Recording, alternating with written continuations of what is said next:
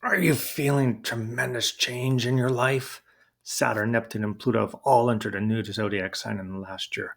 What is going on? The final piece of the puzzle, though, is Uranus entering a new sign. And as I am reading this to you, Uranus has just entered tropical Gemini.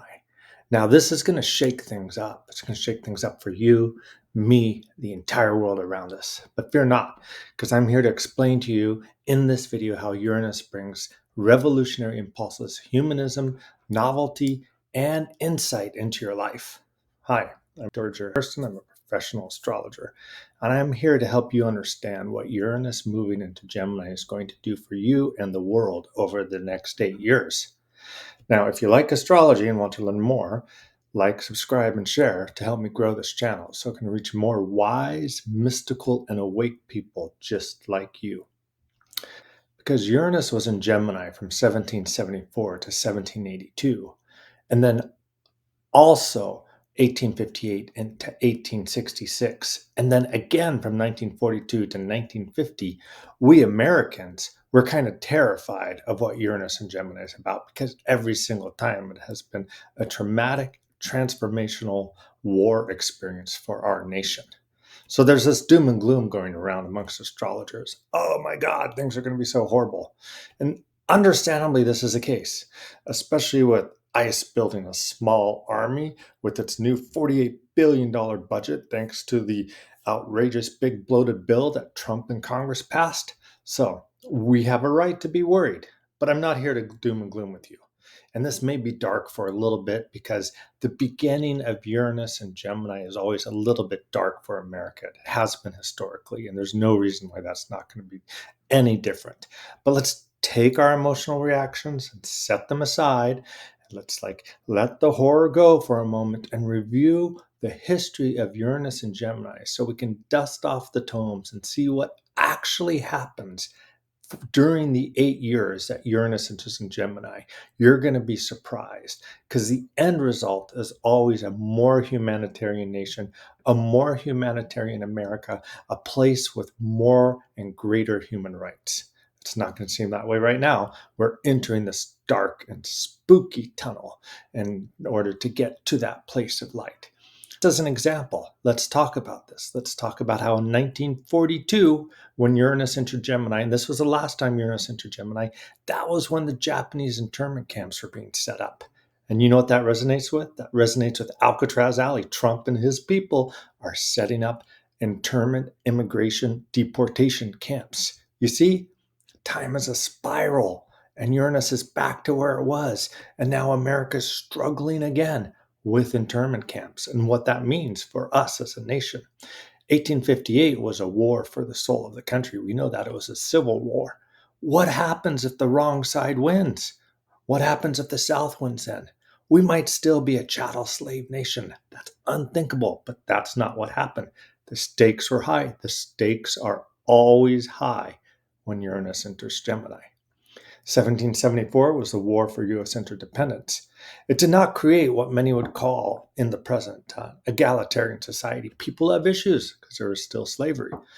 But it was forward thinking for its time. It threw off the yoke of a king. It enshrined an ideal that was egalitarian. The Declaration of Independence reads, "We hold these truths to be self-evident that all men and women are created equally, that they are endowed with their Creator with certain unalienable rights, that among these are life, liberty, and the pursuit of happiness." Now, that's what Uranus and Gemini is doing. It's putting that positivity into the American psyche, even if it takes a while for America to catch up. So we as a species, we're still trying to live up to those words that are in the American Declaration of Independence. But what you may have noticed here is that in all three cases, Uranus and Gemini, there was a significant disruption to American lives. The Civil War, the War for Independence, and World War II. And there was a disruption to American freedoms during those times and America's self-image as a people. But what came from that disruption, though?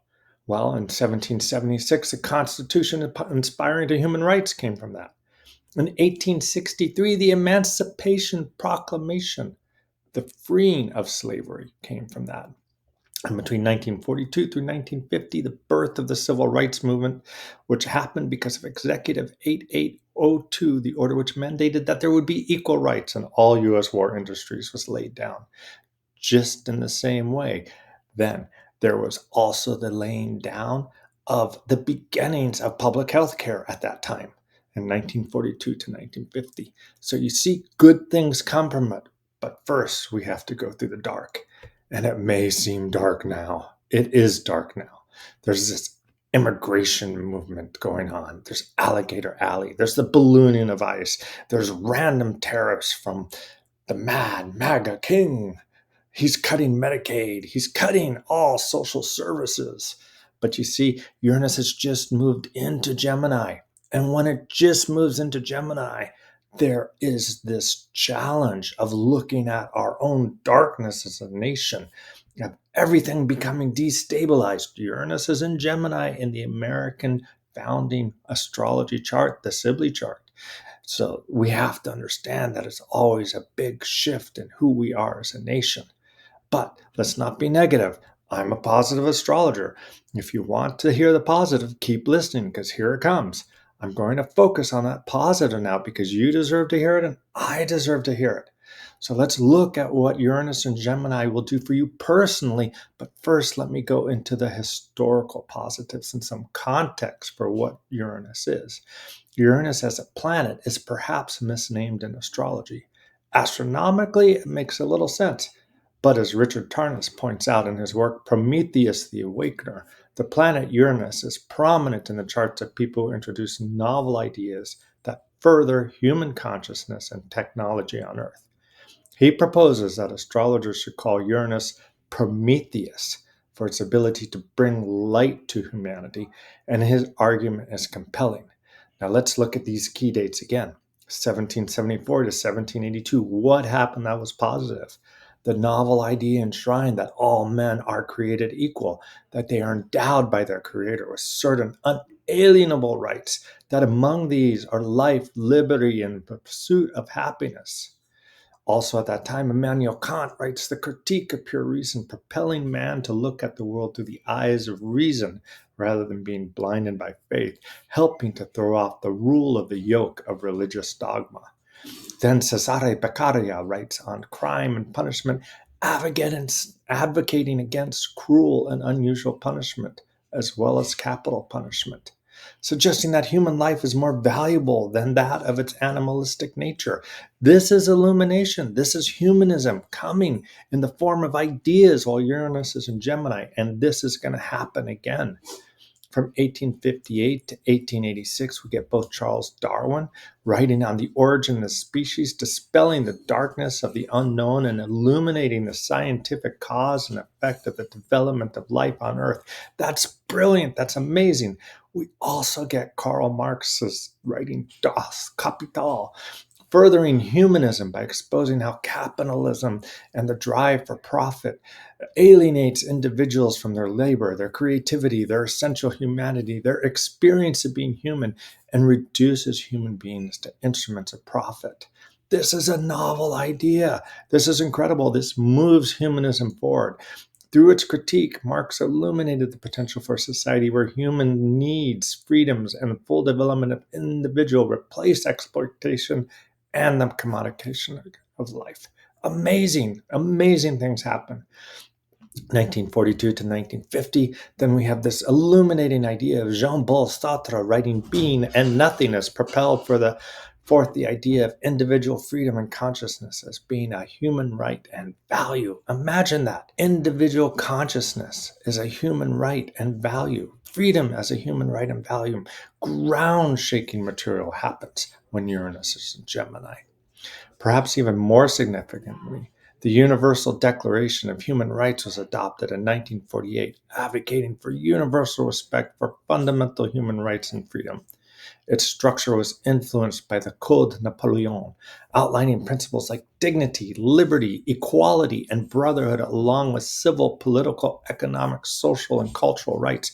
We as a civilization, we as humanity on Earth are still working on moving us forward, and it will move forward now that Uranus is in Gemini again. But first, we got to go through the dark hole.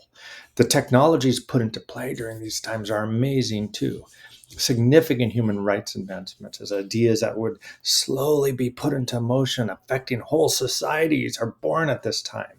We can look forward to new human rights ideas, the furthering of humanism, and technologies that uplift mankind being introduced over the next 8 years while Uranus is in Gemini, which leads us to ponder upon our besieged fortress of human decency. What marvelous novel ways of thinking are about to be unleashed upon noble human society? What fire and light is Prometheus about to steal and bring down to mankind from the lofty winged golden throne of Gemini? I await eagerly to see. I am looking forward to it. Now, let's talk about your own inner fire and illumination, because Uranus and Gemini is going to radically transform you depending on where it falls in your astrology chart. Uranus in your astrology chart is not a planet of fear. It brings sudden, rapid changes to life circumstances. Think about this. When Barack Obama had transit in Uranus opposed his natal Mars, oh my gosh, you might say, if you know anything about astrology, an opposition to Mars, how horrible this is. What a gutter level tragedy of life must happen to him. When he had Uranus oppose his natal Mars, a once in every 84-year experience for any given human, he became a president of the United States. So Uranus can be positive, but what about you? Where is it going to be positive in your chart? Because this is about you. We're talking about you now. You're not going to miss out on this transit after all. It is 8 years long, 8 years of a speedy electric shock of illumination charging up the express kundalini in your chart. Where will your illumination, discovery, and evolution come from?